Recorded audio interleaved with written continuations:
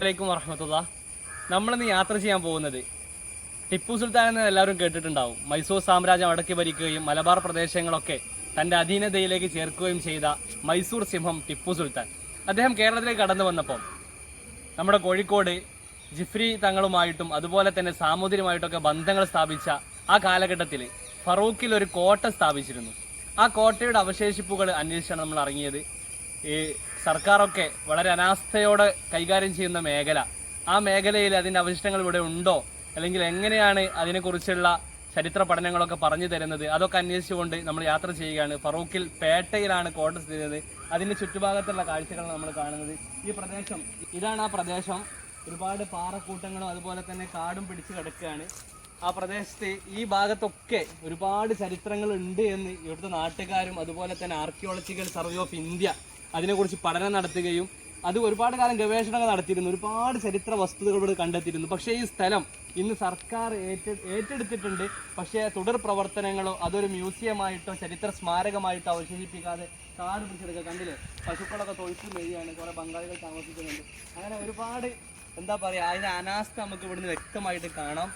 നമ്മൾ പറയാനുള്ളത് സർക്കാർ ഇത് ഏറ്റെടുത്ത് അതിനെ പൂർണ്ണമായിട്ട് ചരിത്രപരമായിട്ട് സംരക്ഷിക്കേണ്ട ബാധ്യത ഗവൺമെന്റിനും ഇവിടുത്തെ അതോറിറ്റിക്കും ഉണ്ട് എന്നതാണ്. നമ്മൾ ആ ചരിത്രത്തിലേക്ക് വീണ്ടും പോവാണ്. നമ്മുടെ ഈ ചുറ്റുഭാഗത്ത് അതിൻ്റെ എല്ലാ കാഴ്ചകളും കാണാം. നമുക്കറിയാം, കേരളത്തിലേക്ക് ടിപ്പു സുൽത്താൻ വരുന്നത് ഏകദേശം 1700-800 കാലഘട്ടങ്ങളിലാണ്. 700 അവസാനത്തോടുകൂടി ടിപ്പുവിന് അന്ത്യം ഉണ്ടാകുന്നത്. പക്ഷെ മലബാർ പ്രത്യേകിച്ച് ടിപ്പുവിൻ്റെ മേഖലയായപ്പോൾ നമുക്കറിയാം, കോഴിക്കോടാവട്ടെ, വയനാട് ഭാഗം, അതേപോലെ തന്നെ പാലക്കാട് ഭാഗത്തൊക്കെ ഇപ്പോൾ ഒരുപാട് യാത്ര ചെയ്തിട്ടുണ്ട്. അതിൻ്റെ ഭാഗമായിട്ട് ഒരുപാട് സ്ഥലത്ത് അദ്ദേഹം ഒരു കോട്ടകൾ കെട്ടിയിട്ടുണ്ട്. അതുപോലെ തന്നെ തുരങ്കങ്ങൾ, ഒളിപ്പാതകൾ ഒക്കെ നിർമ്മിച്ചിട്ടുണ്ട്. ഇവിടെയുള്ളത് പാറ തുരന്ന്, അഥവാ നമുക്കറിയാം നമ്മുടെ ഈ ചുറ്റുഭാഗത്തൊക്കെ ലാറ്ററൈറ്റ് സ്റ്റോണാണുള്ളത്. പാറ നമ്മുടെ സാധാരണ നമ്മുടെ ചെങ്കലിന് ഉപയോഗിക്കുന്ന പാറ. ആ പാറ തുരന്നിട്ട് അതിലാണ് അവർ കോട്ട കെട്ടിയത്.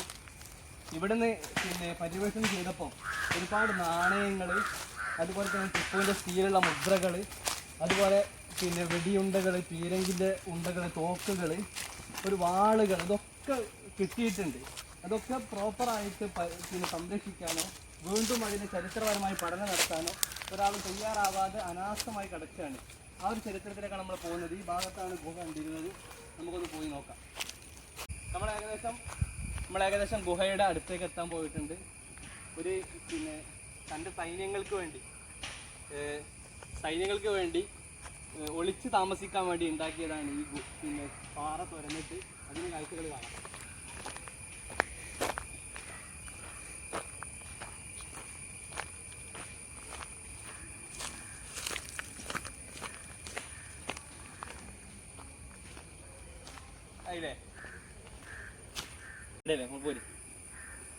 അപ്പൊ നമ്മൾ ഗുഹയുടെ ഏറ്റവും മുകളിലെത്തിയിട്ടുണ്ട്. ഇതാണ് ആ ഗുഹ, കോട്ട എന്ന് പറയുന്ന ഫറൂഖ് കോട്ട എന്നൊക്കെ അറിയപ്പെടുന്ന ഒരു ഭാഗം. ഇത് കാലാന്തരത്തിൽ അതിൻ്റെ അവശേഷിപ്പുകൾ മാത്രമായിരിക്കും ഉണ്ടാവുക. നേരെമറിച്ച് ആ കാലത്ത് ഒരുപാട് എന്താ പറയുക വലുതായിരിക്കാം. പിന്നീട് അത് കുറേ പ്രവർത്തനങ്ങളൊക്കെ മാറി മറിഞ്ഞ് അല്ലെങ്കിൽ പൊടികളൊക്കെ ചെയ്തായിട്ട് ബാക്കി കിട്ടിയ അവശിഷ്ടമാണിത്. നമുക്ക് അതിലേക്കൊന്ന് ഇറങ്ങി നോക്കാം. കൊടുത്തോളൂ.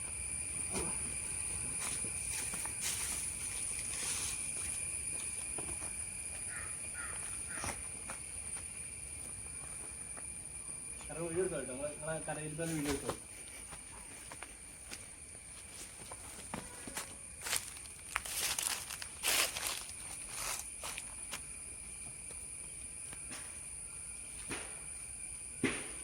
നിങ്ങൾക്ക് കാണാൻ കഴിയും, ഇത് നാശം സംഭവിക്കാതിരിക്കാൻ വേണ്ടിയിട്ട് പില്ലർ കൊടുത്തതാണ്. സ്റ്റീലിൻ്റെ ഐ സെക്ഷൻ കൊടുത്തിട്ട് അതങ്ങോട്ട് നിർത്തിയതാണ് അവിടെ. പിന്നെ ഇപ്പൊ സംരക്ഷിക്കപ്പെടാത്തത് കൊണ്ട് ധാരാളം കള്ളുകുപ്പികൾ അവിടെ കാണുന്നുണ്ട്. കള്ളുകുപ്പി ഉണ്ട്, അതുപോലെ തന്നെ വീടി, സിഗരറ്റ്, ക്യാൻസ് ഒക്കെ ഉണ്ടാവും. അതേപോലെ ലഹരി വസ്തുക്കൾ മൊത്തം, ലഹരിന്റെ ആളുകളുടെ താവളമായിട്ട് ഇതിങ്ങനെ വെറുതെ കിടക്കാണ്. ചരിത്ര സ്മാരകമായിട്ട് നിലനിൽക്കേണ്ട ഒരു സംഗതിയെ ഇത്രത്തോളം അനാസ്ഥമാക്കിയത് സർക്കാർ ഇടപെടൽ തന്നെയാണെന്ന് പറയാക്കാൻ കഴിയില്ല. കാരണം അവർ സംരക്ഷിക്കേണ്ട സംഗതിയാണിത്. അവരുടെ ഇടപെടൽ ഈ കോലത്തിലായതുകൊണ്ട് അത് ആ കോലത്തിലായി. അപ്പം നമുക്കത് പറയാനുള്ളത് സർക്കാർ ഏറ്റെടുക്കുക തന്നെയാണ്. എന്നാണ് ധാരാളം ചരിത്ര വിദ്യാർത്ഥികൾ ഉണ്ടാവും ഈ കാലഘട്ടം ഹിസ്റ്ററി പഠിക്കുന്ന, പ്രാദേശിക ചരിത്രങ്ങൾ, ലോക്കൽ ഹിസ്റ്ററിയൊക്കെ അവലംബിക്കുന്ന ആളുകൾ തീർച്ചയായിട്ടും കണ്ട് മനസ്സിലാക്കേണ്ട ഒരു സ്ഥലം തന്നെയാണിത്. ഇതിനെക്കുറിച്ചുള്ള പഠനങ്ങളും എഴുത്തുകളൊക്കെ പുതിയ കാലത്ത് വരട്ടെ എന്ന് ആശംസിക്കുകയാണ്. ഇതിന് കാഴ്ചകൾ മോൾ ഭാഗത്തേക്ക് നോക്കാൻ വേണ്ടിയിട്ടുള്ള ഒരു ഹോളായിരിക്കാം ഇത്. അതിന്റെ ഭാഗത്തുനിന്ന് അത് നോക്കിയിട്ട് പുറത്താരോ വരുന്നുണ്ടോ എന്നൊക്കെ നിരീക്ഷിക്കാനുള്ള ഒരു ഹോളായിരിക്കാം ഇത്. അപ്പം എന്തൊരു മനോഹരമായിട്ടാണ് ഇതൊക്കെ കൊത്തി പണിത് ഉണ്ടാക്കിയത്. കുറെ നഷ്ടപ്പെട്ടു പോയിട്ടുണ്ടെങ്കിലും കാഴ്ചയിൽ കാണാൻ ഭംഗിയുണ്ട്. ഇതേപോലെ തന്നെ ഒരുപാട് സ്ഥലത്തുണ്ട്. ഇപ്പൊ ഫറൂഖില് പിന്നെ നമുക്കറിയാം നമ്മുടെ ഒരു മല ഉണ്ട് അവിടെ, കക്കോവ് മല, അവിടെയുണ്ട് ഇതേപോലത്തെ ഗുഹകള്. ആ കാലത്ത് ഒളിപ്പോരുകളൊക്കെ നടത്താൻ വേണ്ടിയിട്ടും യുദ്ധങ്ങൾ നടത്താൻ വേണ്ടിയിട്ടും അല്ലെങ്കിൽ സൈന്യത്തിന് വേണ്ടി താമസിക്കാൻ വേണ്ടിയിട്ടും ഒക്കെ ഇങ്ങനത്തെ രഹസ്യ അറകള് രാജാക്കന്മാരും സൈന്യാധിപന്മാരൊക്കെ നിർമ്മിച്ചിട്ടുണ്ടായിരുന്നു. അതേപോലെയുള്ള ഒരു രഹസ്യ അറയാണിത്. എൻ്റെ ഈ ഭാഗത്ത് കാണുന്നത് ഒരു വലിയ കിണറാണ്. ഈ കിണർ സാധാരണ വെള്ളം കോരാനുള്ള കിണറല്ല. എന്തെങ്കിലും അത്യാഹിത വിഷയങ്ങൾ ഉണ്ടായി കഴിഞ്ഞാൽ ഉടനെ തന്നെ ഈ കിണറിലൂടെ ഇറങ്ങി ഇതിന്റെ തൊട്ടപ്പുറത്തുള്ള ഒരു ഭാഗത്തേക്ക് രക്ഷപ്പെടാനുള്ള ഒരു ഗുഹയാണ് ഈ കിണറിന്റെ ഉള്ളിലുള്ളത്. ആ കിണർ നോക്കി നമുക്ക് കാണാൻ കഴിയും. ആ സ്റ്റെപ്പ് വരെ ഉണ്ട്, കറക്റ്റ് സ്റ്റെപ്പ്. അതിന് സ്പൈറൽ ആകൃതിയിൽ അത് കൊടുത്തിട്ട് അടിയിൽ വരെ സ്റ്റെപ്പ് ഉണ്ട്.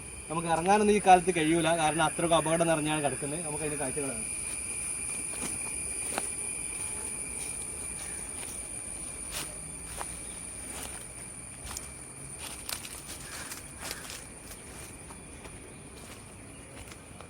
ഇതൊക്കെ വേലി കെട്ടിയ നല്ലത്. ആൾക്കാർ ചാടാക്കാൻ വേലി കെട്ടിയാണ്, ഇവിടെ ആരും വരുമൊന്നുമില്ല. ചാടാക്കാൻ വേലി കെട്ടിയെന്നല്ല, വേലിന്റെ മൊത്തം ഭാഗത്തും കാട് ഇതാ പിടിച്ചെടുക്കുന്നത്. ആ കാടൊക്കെ ഒന്നും വെട്ടി അതൊക്കെ ഒന്ന് ക്ലിയർ ആക്കിയായിട്ട് കൊണ്ടെടുക്കുകയാണെങ്കിൽ എന്ത് പിന്നെ ചരിത്രമായിട്ട് സ്മാരകമായിട്ട് നിലനിർത്താം. ഫുള്ള് കാട് പിടിച്ചെടുക്കുക. അതൊക്കെ ഒന്ന് വെട്ടിയായിട്ട് ക്ലിയർ ആക്കിയാൽ നമ്മുടെ പഠനത്തിന്, അഥവാ നമ്മുടെ ചരിത്രമാണല്ലോ അതൊക്കെ, ആ ചരിത്രത്തിന്റെ ഭാഗത്ത് അന്വേഷിക്കുന്ന ആളുകൾക്കും പിൽക്കാലത്തുള്ള ജനങ്ങൾക്ക് ഒരു മാതൃകയായിട്ട് അല്ലെങ്കിൽ ചരിത്രത്തിൽ അവശേഷിപ്പായി നിലനിർത്താൻ സാധിക്കും. അതൊന്നും നടത്താതെ നിൽക്കുകയാണ്. ഇതാ ഈ ഭാഗത്ത് നോക്കി, ഇതാ ഇവിടെ നോക്കി, ഇവിടെ നോക്കി. ഇവിടെ നിങ്ങളുടെ ഇറങ്ങി കഴിഞ്ഞാൽ കാണിച്ചില്ല തുറക്കാൻ കഴിയും. ഇതാ ഇതിങ്ങനെ തുറന്നു കഴിഞ്ഞാൽ ഇതിൻ്റെ ഭാഗം കാണാം. ഇവിടെ സ്റ്റെപ്പ് കിടക്കുന്നത്, സ്റ്റെപ്പ് കാട് പിടിച്ചെടുക്കാണ്. ഈ സ്റ്റെപ്പ് ഇതാ ഇവിടെ നിങ്ങൾ ചെറിയ റൗണ്ട് ഷേപ്പിൽ കാണാം. ഒന്നും മര്യാദ കാണാൻ കഴിയില്ല. അതിൻ്റെ അടിയിൽ വരെയുണ്ട്, ഫുള്ള് കാടാണ്. കാടില്ലാത്ത സമയത്ത് ഞാൻ വന്നിട്ടുണ്ടായിരുന്നു, അന്ന് കണ്ടതാണ് പറയുന്നത്. ഇവിടെ ഇതാ ഇങ്ങനെ റൗണ്ട് സ്പൈറലായിട്ട് ആ സ്റ്റെപ്പ് കാണാം. അത് കഴിഞ്ഞിട്ട് അടിയിൽ വരെ ഉണ്ട്. അങ്ങനെ ഇറങ്ങിയിട്ട് താഴത്ത് ഫറൂഖ് പേട്ടയാണ്. അതിൻ്റെ അടിയിൽ പിന്നെ എന്താ പറയുക, കായലാണ്. അത് കായൽ എന്ന് പറഞ്ഞാൽ ബേപ്പൂർ കായൽ. അവിടേക്ക് രക്ഷപ്പെടുകയും തുടർന്ന് അവിടെ കായൽ വഴിയിട്ട് രക്ഷപ്പെടുകയും കടൽ മാർഗം പോവുകയും ചെയ്യാം. അത്രക്കും സംവിധാനപരമായിട്ടാണ് ഇവിടെ കോട്ട കെട്ടിയിരുന്നത്. ഒരു പിന്നെന്താ പറയുക, ഒരു പോയിന്റ്, അവരുടെ തമ്പടിക്കാനും അവരുടെ ആയുധങ്ങൾ സൂക്ഷിക്കാനും ഒക്കെ ഉള്ള ഒരു പോയിന്റ് ആയിട്ടായിരുന്നു ഇത് ഉപയോഗിച്ചിരുന്നതെന്നാണ് ചരിത്ര പഠനം നമുക്ക് മനസ്സിലാക്കി തരുന്നത്. അപ്പോൾ എല്ലാവരും ഈ സ്ഥലത്തേക്ക് വരികയും ഇതിനെക്കുറിച്ച് പഠിക്കുകയും, ഇത് സർക്കാർ ഇതിനോട് പറയാനുള്ളത് ഗവൺമെൻറ് തലത്തിൽ ഇടപെടലുകൾ നടത്തുകയും ചരിത്രം സംരക്ഷിക്കുകയും ചെയ്യണം. നമ്മുടെ പുതിയ തലമുറയ്ക്ക് പൂർവ്വകാലത്ത് നമ്മുടെ നായകന്മാർ നേടിത്തന്ന സ്വാതന്ത്ര്യത്തിൻ്റെയും അതിൻ്റെ മുമ്പ് ഈ നാട് എങ്ങനെയായിരുന്നു എന്ന പഠനത്തിൻ്റെയും ഒക്കെ ചരിത്രം അന്വേഷിക്കുന്ന ആളുകൾക്കും പൂർവ്വകാലത്തെ അവസ്ഥകളെ മനസ്സിലാക്കാൻ പുതിയ കാലത്തിൻ്റെ ചുവടുവെപ്പുകൾക്ക് ആവശ്യമാണ് ചരിത്രം. അങ്ങനെയുള്ള ചരിത്രത്തെ നമ്മൾ സംരക്ഷിക്കേണ്ടത് അനിവാര്യമാണ്. സർക്കാർ വേണ്ട നടപടികൾ സ്വീകരിക്കണമെന്ന് പറഞ്ഞു നിർത്തുന്നു. അസ്സലാമു അലൈക്കും വറഹ്മത്തുള്ളാഹി.